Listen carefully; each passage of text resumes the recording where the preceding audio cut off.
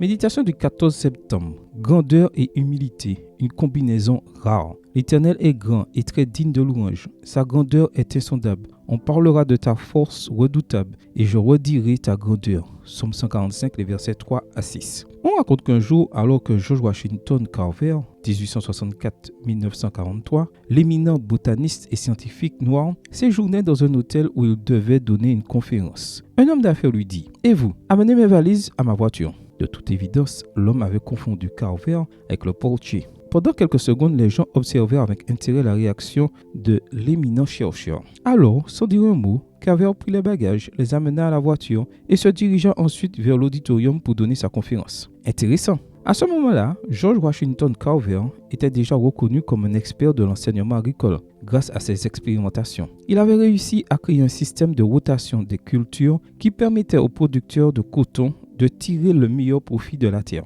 Il avait développé en outre des centaines de produits dérivés de l'arachide et de la patate douce. En reconnaissance pour son apport à l'humanité, le gouvernement des États-Unis, sous la présidence de Franklin Roosevelt, créa en 1943 le George Washington Carver National Park dans le Missouri, le premier monument de cette nature créé en l'honneur d'un Afro-Américain. Par deux fois, en 1948 et en 1998, des thèmes en son honneur ont été mis en circulation. De plus, le Congrès désigna le 5 janvier comme le jour de reconnaissance à la mémoire de George Washington Carver. Comment cet homme de science a-t-il fait pour éviter que cette réalisation ne lui monte pas à la tête? Il n'a jamais perdu de vue le Dieu de la création. Selon John Hudson Taylor, Carver concevait l'œuvre de Dieu comme un gigantesque mégaphone par lequel Dieu nous parle à chaque minute, à condition que nous restions à l'écoute. Plus important encore, Carver n'oublia jamais que seul Dieu pouvait être crédité de ses découvertes. Ce ne sont pas mes inventions, disait-il, de ces produits. Dieu les a mis dans la nature et moi je les ai trouvés là. Il se considérait lui-même à juste titre comme un chimiste de cuisine.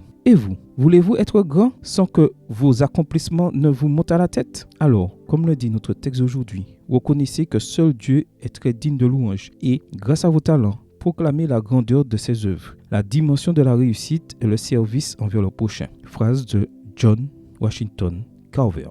Prière. Père Céleste, je loue ton nom parce que toi seul es digne de louange. Tant que je vivrai, j'utiliserai mes talents pour proclamer la grandeur de tes œuvres. Amen. Bonne journée à vous et que le Seigneur vous bénisse.